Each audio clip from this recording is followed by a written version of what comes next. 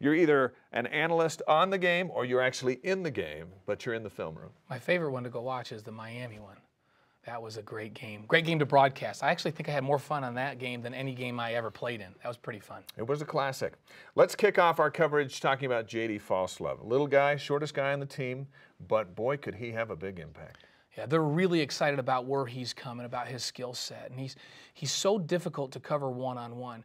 If you talk to the secondary that cover him every day in practice, they would tell you they would rather match up against Cody Hoffman in one-on-ones or Ross than they would against J.D. Fowler because he can create separation. And Riley Nelson talked about him this past week and said the thing that he likes is on third down, he knows if he's got a guy that he's got to go to, that he's certain will catch the football and can get out there and run around and create some separation. That's J.D. Fowler. So for years in this offense, the go-to guys seem to be the tight ends. Chad Lewis on the show, and we heard from him a few minutes ago. This is a big group of tight ends. No one's really kind of surfaced as the go-to guy, so you got 5 of them. Yeah, and that's okay. I mean, that's not ideal for what you like. We're looking at Richard Wilson in the highlight right here. He's a guy that can get up the field. He has good speed. He can go catch the football.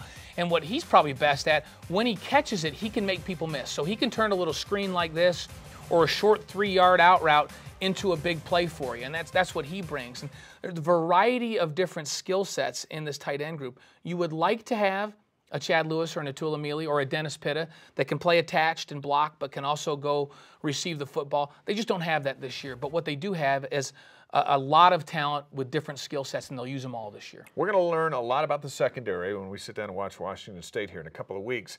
They'll have their hands full with Marquise Wilson and some of the Cougars in the red and the talent they bring into the stadium. How's BYU going to do? Well, Bronco said this week that this secondary is probably the most athletic that he's had since he's been at BYU. And he said, we'll see how productive they are. There's been some pretty productive groups back there over the years. But this is a group with Preston Hadley back at that boundary corner with experience. He finished last season number 9 in the country in pass breakups with 14. They love Jordan Johnson, who's kind of got the inside track on that field corner position. Got good quickness. He's a good man-to-man guy. And the safeties are solid. Daniel Sorensen is a big physical guy that can run. That'll play one safety. And then Joe Sampson is a guy that can play another safety. Mike Haig can play there. Sky Pove can play there or corner. And I think that before the season's over, you're going to see Craig Bills find his way into that secondary. He'll play nickel, and he may just be a starter as we get going as the season progresses. We're halfway through camp, and the Cougars' kicker hasn't been kicking at all. Justin Sorensen trying to heal up a back injury. Where is that at, and when do you go looking for another kicker?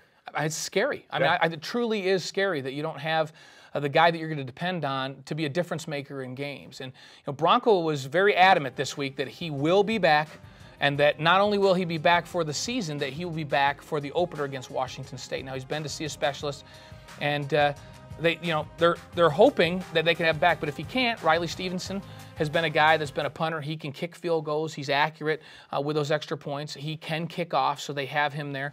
I understand they have some of the backup quarterbacks practicing kicking. That's never a good thing. That's never a good thing. So you hope he can be back. Bronco's adamant that he will be back. They need him to be healthy because he's a difference maker. He can make some long field goals. Okay, last couple of days we got our first look at the basketball schedule. The TV times will be figured out and announced a bit later on. But let's take a look at the schedule right now and show you what we've got. The Cougar tip-off October 24th. Man, that's just around the corner. A couple of exhibition games to warm things up for the Coaches versus Cancer Classic, which ends back in New York with a couple of good matchups. Yeah, Florida State, Notre Dame, St. Joe's, all marquee teams, and that's the first time BYU will be able to have a statement game, so to speak. Although Utah State is always a solid basketball team, and they don't have a lot of marquee names on this schedule in the preseason, and so they're going to have to be consistent all year long. I'm looking forward to that rematch at Baylor, even though they lost a lot of guys to the NBA. That was a great environment here in Provo. And then Virginia Tech, they've struggled a little bit in their league, but they are an ACC team, and so that's a big name. And they get Utah at home. League play begins with the new year, and you first look to see, all right, where's St. Mary's? Where's Gonzaga? You see St. Mary's in Provo January 16th. But who else is going to be good in this group? Well, I think maybe the next level team will be Loyola Marymount this year. Max Good has talent there. They're very athletic, and they gave BYU problems last year. So you go Gonzaga, You go St. Mary's, we know they're going to be good. BYU's going to be good. I think that that's the next best team, Loyola Marymount. And you see they get Gonzaga at Gonzaga on the 24th of January. As we move into February a little bit deeper, things kind of mellow out with some big games, but there's some time in between them all. You get St. Mary's on the road February 21st, then a whole week off for Gonzaga, Loyola Marymount, and then on to the Orleans Arena in Vegas for the tournament. Yeah, that's a tough finish, because if the three best teams, you know, we know that Gonzaga, St. Mary's, and BYU are going to be right there. If Loyola's the next best, then BYU's going to finish with the gauntlet with the three other teams that are probably the best and most talented in the league.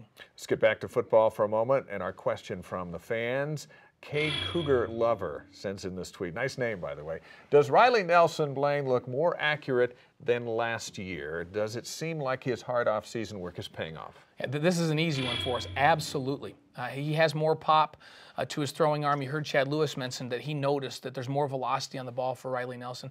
You know what? Accuracy comes with a lot of work, but also with confidence in who you're throwing the football to. And I think having Riley be the guy all off season has made a big difference. He's on the same page with those receivers. He knows when to let go of the football and what spot to put that football in. He looks very good in this first couple of weeks of camp.